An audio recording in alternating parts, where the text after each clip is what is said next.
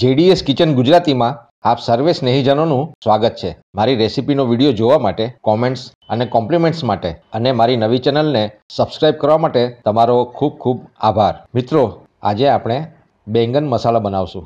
ભરેલા રીંગણાનું શાક। આ બેંગન મસાલાને સ્પાઇસી, ટેસ્ટી, ડિલિશિયસ અને ફ્લેવરફુલ મસાલાનું સ્ટફિંગ ભરીને ગુજરાતી સ્ટાઇલમાં બનાવશું। કંઈક અલગ કરીશું, કંઈક નવી રીતે બનાવશું ભરેલા રીંગણાનું શાક। મસાલા બેંગન બનાવવા માટે આ છે સામગ્રી: 1 ટેબલસ્પૂન સફેદ તલ, 8 થી 10 લસણની કળીઓ, 1 ટીસ્પૂન અજમો, 2 ટીસ્પૂન ધાણા જીરું, 5 ટીસ્પૂન હળદર, 1 ઇંચ આદુનો ટુકડો, 2 લીલા મરચાં અને આ મસાલો છે સ્ટફિંગ માટે।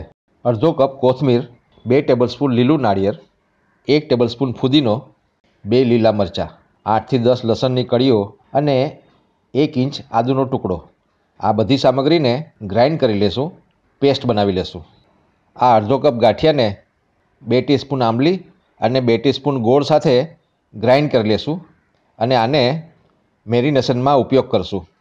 આ 1 ટીસ્પૂન અજમો અને 2 ટીસ્પૂન સફેદ તલને ગ્રાઇન્ડ કરીને સ્ટફિંગ માટે ઉપયોગ કરશું।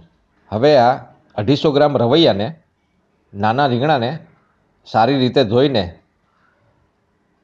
2 ચીરા લગાવી લેશું। જરા ધ્યાન રાખીને કાપશું।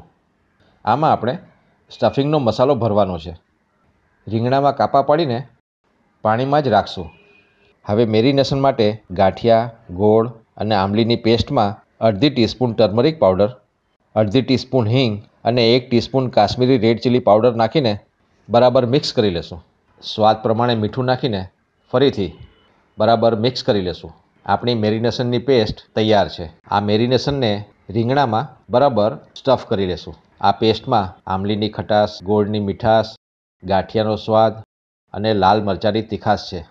મિત્રો, આ બેંગન મસાલામાં કંઈક નવું કરવાની કોશિશ કરી છે। આશા છે તમને ગમશે। બધા જ રીંગણામાં આપણા મેરિનેશનનું સ્ટફિંગ ભરી લીધું છે। હવે આ રવૈયાને 2 કલાક માટે સાઈડમાં રાખી દેશું।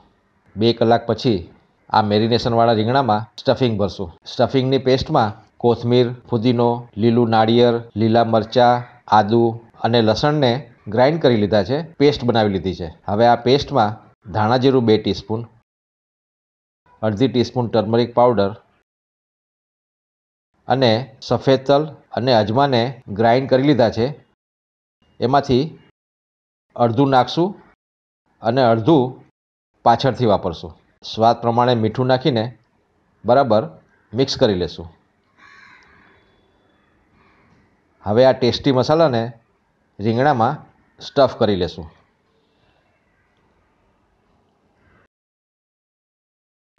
આપણા બેંગન મસાલા ભરેલા રીંગણા તૈયાર છે। ગેસને ઓન કરશું, ચાલુ કરશું। એક પેનમાં લગભગ 2 ટેબલસ્પૂન સિંગ તેલ નાખશું। તેલ ગરમ થાય એટલે 1 ટીસ્પૂન રાઈ નાખશું। આપણી રાઈ તતડી ગઈ છે। હવે અડધી ટીસ્પૂન હિંગને ઉમેરશું। હિંગ નાખ્યા પછી આ તલ અને અજમો જે બચાવીને રાખેલો હતો તેને ઉમેરશું અને બરાબર મિક્સ કરી લેશું। હવે એમાં ઉમેરશું આપણા સ્ટફિંગવાળા રીંગણા।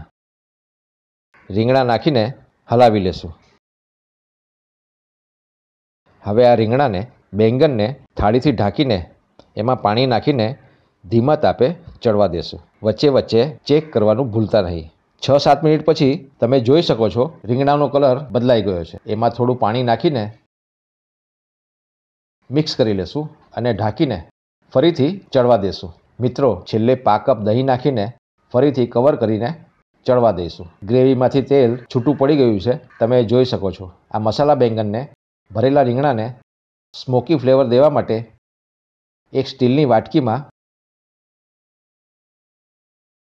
સળગતો કોલસો રાખીને ઉપરથી થોડું ઘી નાખશું અને તરત ઢાંકી દેશું, જેથી સ્મોકી ફ્લેવર આપણી ગ્રેવીમાં, આપણા રીંગણામાં બેસી જાય। મિત્રો, તૂટેલા કાંદાને કાઢીને એની જગ્યાએ સ્ટીલની નાની વાટકી રાખી દીધી છે। ફક્ત 2 થી 3 મિનિટમાં ધુંગારની ફ્લેવર શાકમાં બેસી ગઈ છે। કોલસો અને વાટકી કાઢીને બરાબર મિક્સ કરી લેશું। આપણું બેંગન મસાલા ભરેલા રીંગણાનું શાક તૈયાર છે। આ વાનગી તમે જરૂર બનાવજો અને તમારા અનુભવ અમને જણાવજો.